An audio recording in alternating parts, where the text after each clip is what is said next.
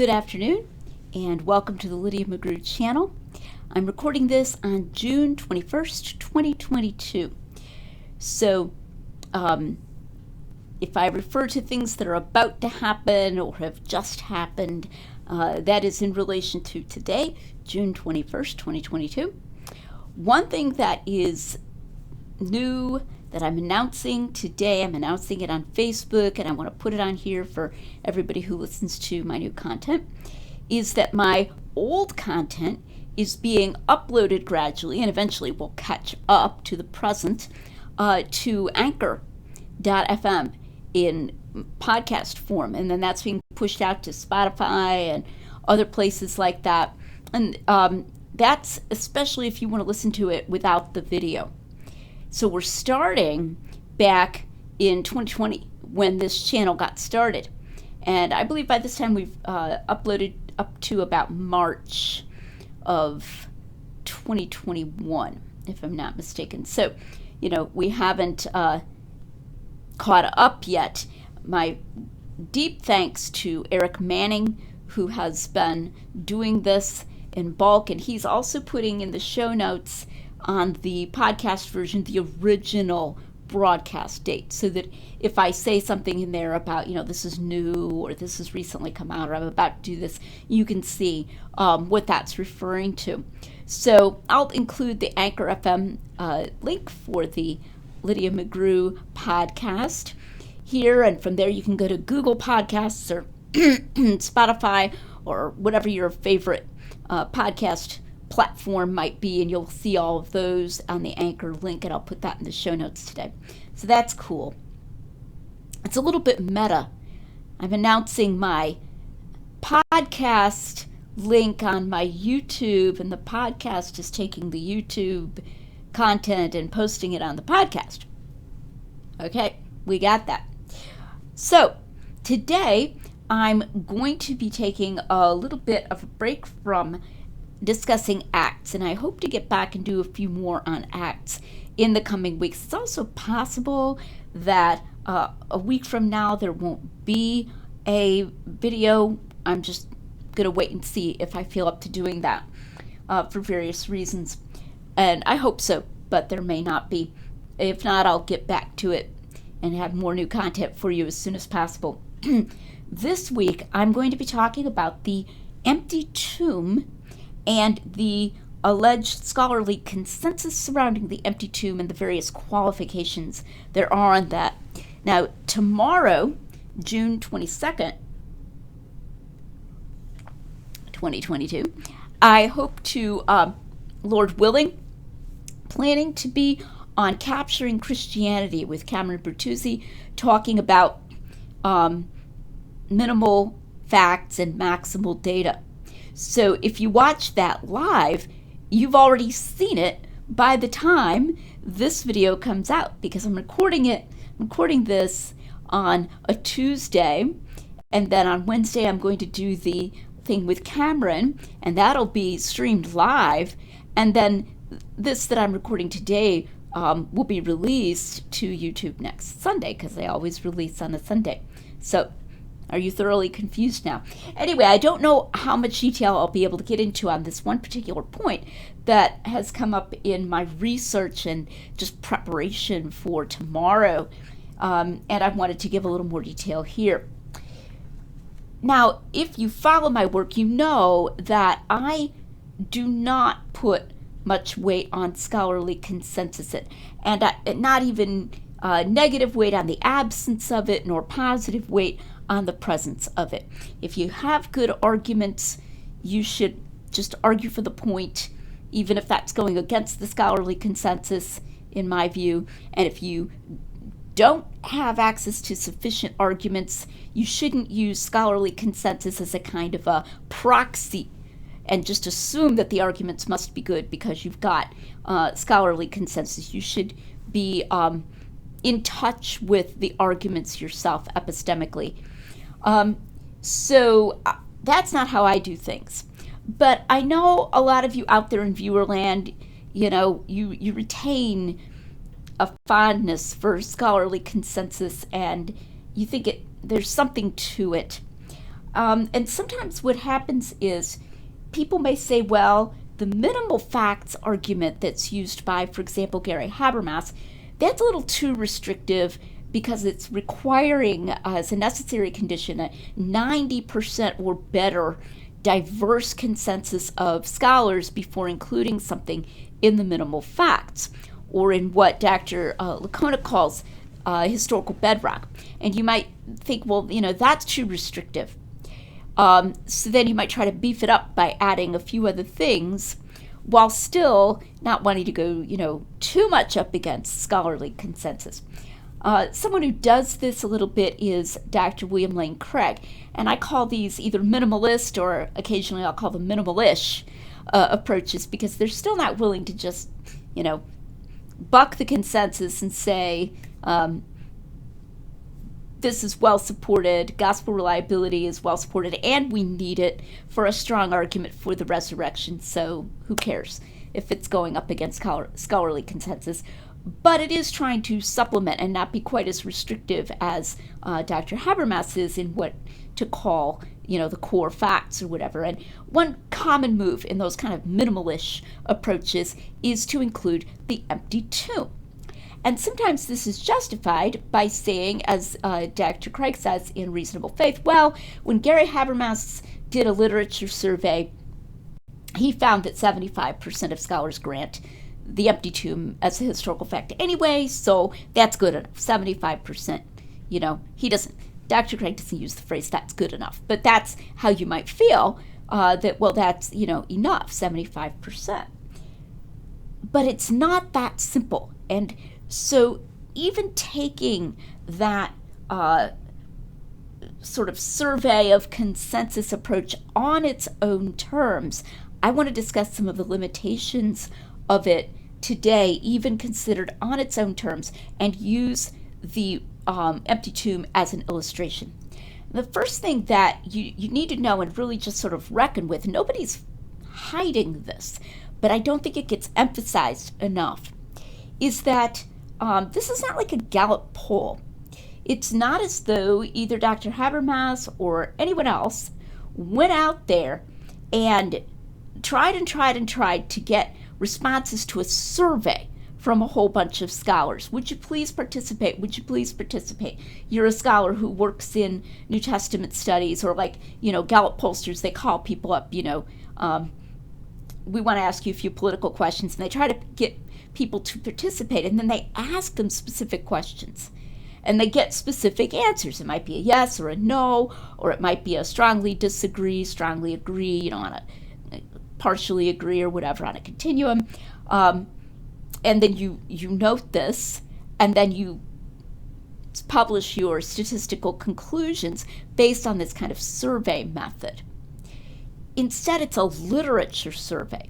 So what this means is that Dr. Habermas read a bunch of articles. I believe one estimate I saw was 2,200 articles, and then he tries to update it from time to time.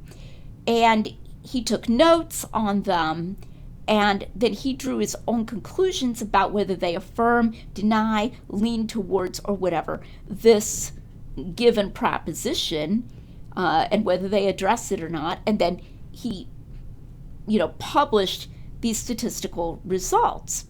Now, the difficulties there include additional layers of interpretation, because you're not directly asking these scholars questions.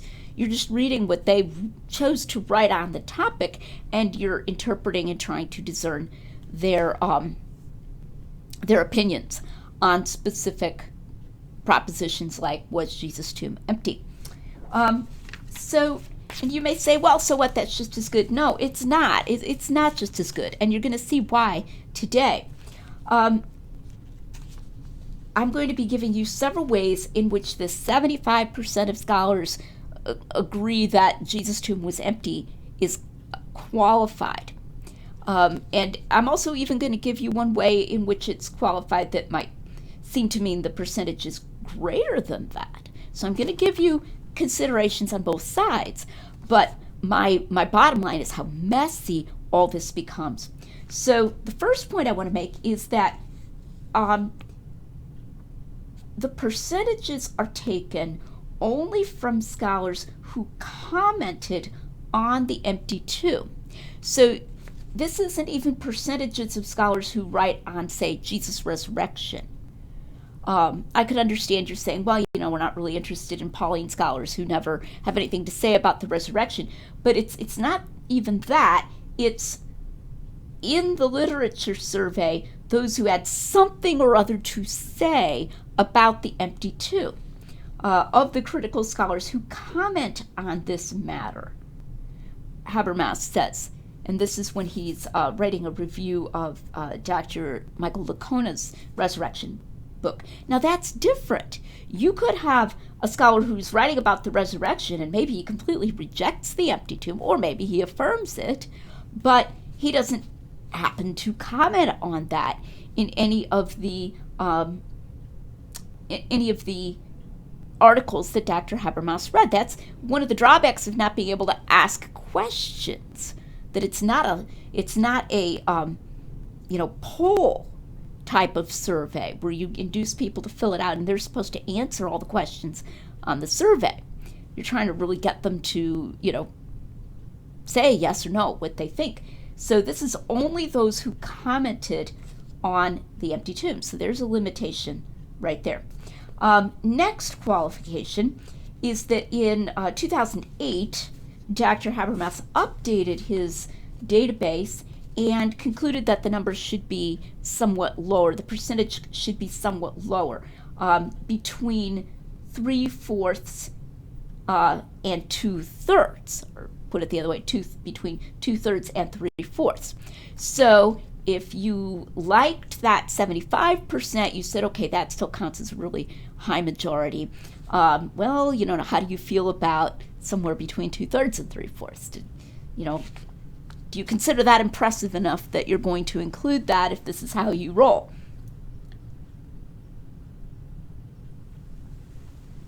And of course, this also shows scholarly consensus can change. Okay. And that was 2008. Now it's 2022. Where are we at now? Okay, so it went down somewhat in there, even by his standards and among those who commented. Now we get to my mind, the biggest thing that I learned in this recent review that I did on this subject. And I came upon this in Dr. Licona's big resurrection book from 2010 in a footnote. Now, you hear me mention Dr. Licona, and many of you know that I am often very critical of his work. I want to be explicit.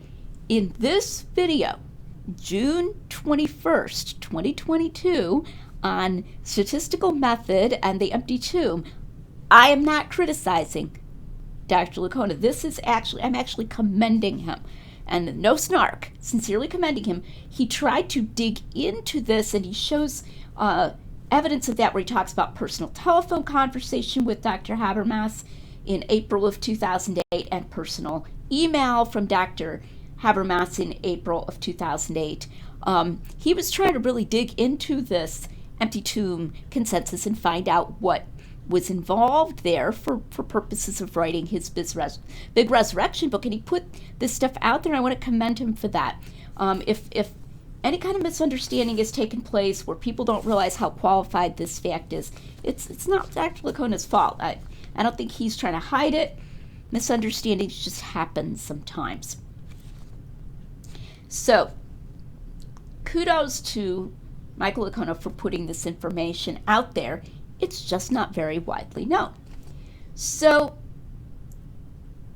he's talking about this personal communication he's had with Dr. Habermas, and talks about 75% or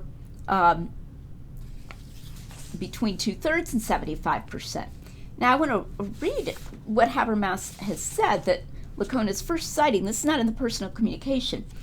Of these scholars, says Habermas, in a publication, approximately 75% favor one or more of these arguments for the empty tomb, while approximately 25% think that one or more arguments oppose it. Notice that slightly odd wording, that they favor the arguments or that they think that an argument opposes it.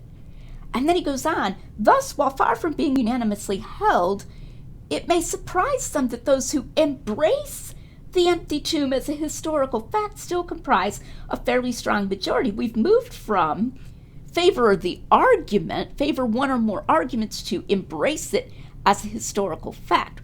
Whoa, that doesn't follow, right? I could think that one or more arguments oppose something or favor an argument for something while overall thinking that it's not true when everything's taken into account. So that's really odd wording.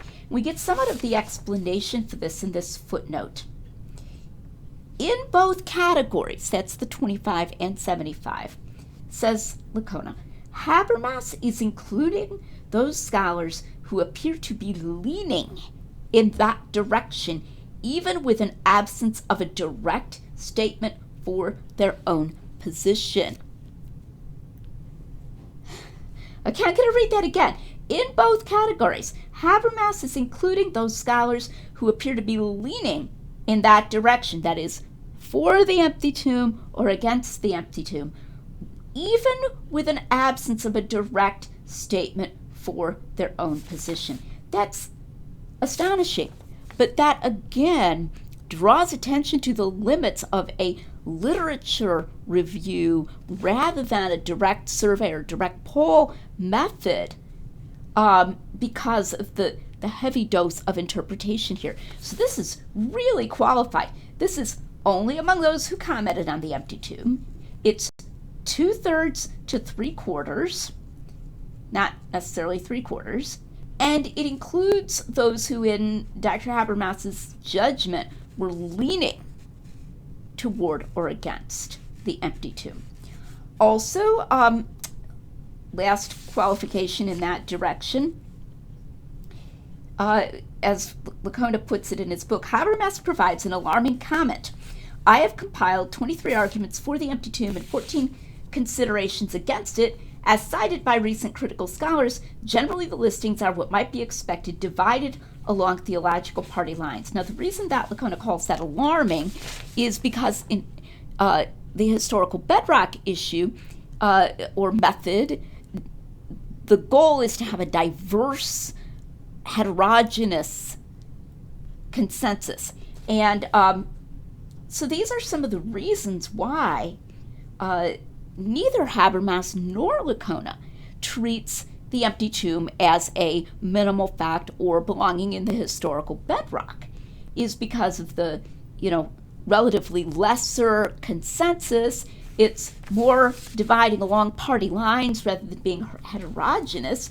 And then I would also say a good reason for them to not include it is because of the inclusion of leaning towards or against. Although, I don't know, is that also going on in the appearances? Are they leaning towards the appearances or against it? Are some being included there in the supposedly very high majority? We're leaning towards the appearances. So, again, we've got layers of interpretation going on.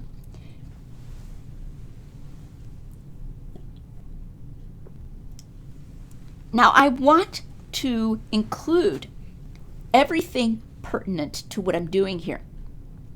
So there is another consideration here that makes things messy, but it goes in the other direction. That is to say, it could, in a sense, help out the consensus counting in favor of the empty tomb if that's something you're interested in. So I'm not withholding anything here. I'm trying to include everything. So I hope you watch this whole video. I don't want to see people out there saying McGrew failed to mention. McGrew did not fail to mention. McGrew is mentioning right here, right now, folks. Okay, something that tells in the opposite direction could make the consensus a little stronger for the empty tomb. Though I also want to emphasize it makes matters so messy. These things are really messy.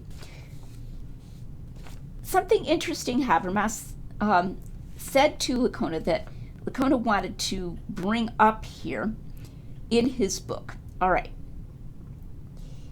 That the 2/3 to 3/4 supposedly grant the historicity of the empty tomb, and then here's the phrase, with a view toward the resurrection of Jesus. And as Licona explains that, he explains it in the following terms. In other words, they either hold or are open to the resurrection of Jesus as the best explanation for why the tomb was empty. Habermas's moderate to strong majority does not include those who grant the historicity of the empty tomb while explaining it naturally. Okay, so this includes those, and Licona lists Allison, Bostock, Carnley, Ehrman, Fisher, Grant, and Vermis. I want to note Ehrman has withdrawn his support for the empty tomb since this book was published. I just researched this the other day, and Ehrman says, I used to grant the empty tomb. I don't grant the empty tomb anymore. But at the time that Licona wrote his book, Ehrman could be included there. All of whom grant the historicity of the empty tomb while doubting that its emptiness resulted from Jesus' bodily resurrection. When these are taken into consideration, and it is that is Licona's, opinion that they should be, there is a degree of heterogeneity to the majority who argue for the historicity of the empty tomb.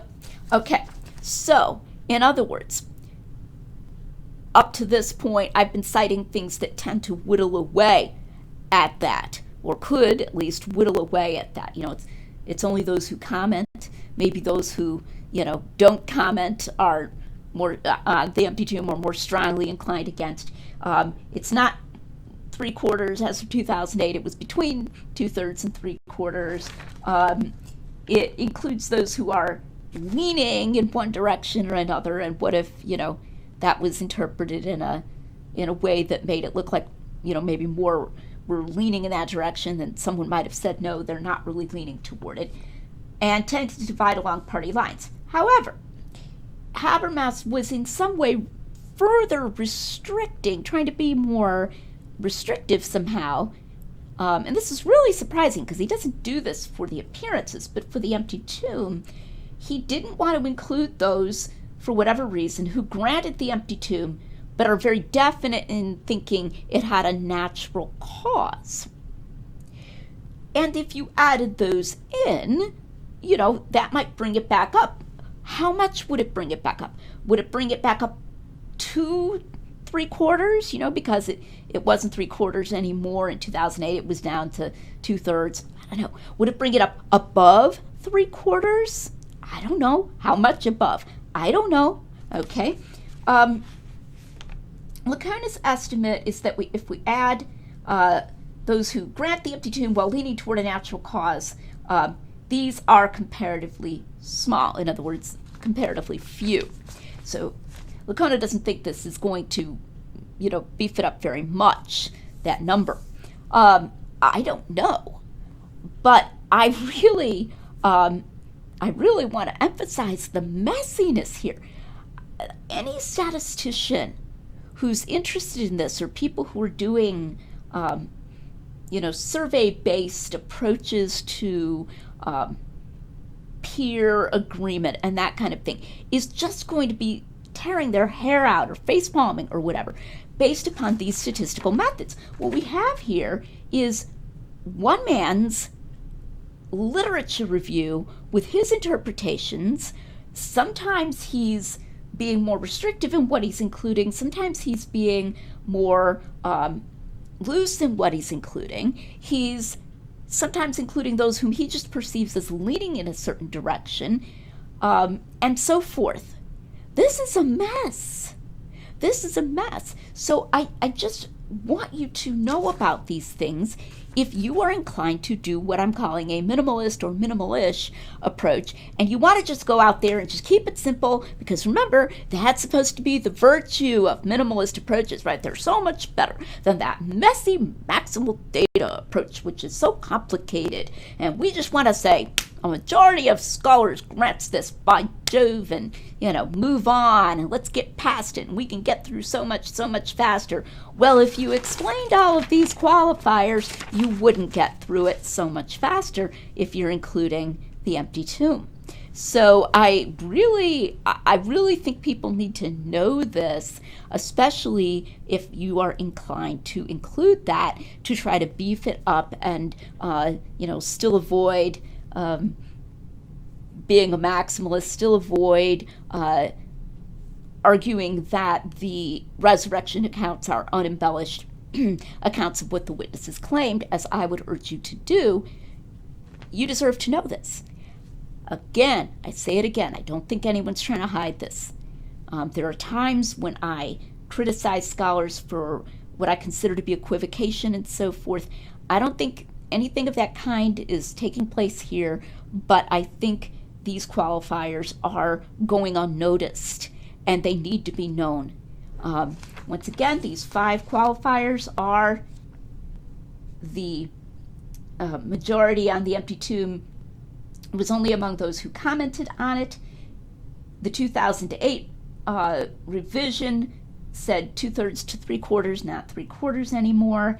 It included people who, in Habermas's view, were leaning in one direction or the other, even in the absence of an actual statement of their view. Habermas himself says that it tended to divide along party lines rather than including a hefty group of those who are, naturalists or skeptics. But Habermas was trying to restrict it perhaps more than he should have to those who are also open to the resurrection as its explanation, rather than those who definitely gave a naturalistic explanation. So while acknowledging the empty tomb, so that might add some scholars back in to that majority, but we don't know how many. And Licona seems to think not a whole lot.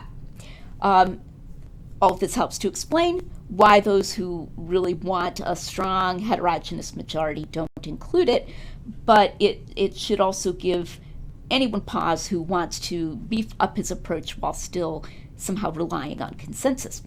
Okay, I hope you will share this video. I hope you will go to my new Anchor FM podcast, as it's uploading old content and trying to catch up with my new content. But be sure to subscribe here as well in order to continue getting new content. Thank you very much for watching. I'm Lydia McGrew.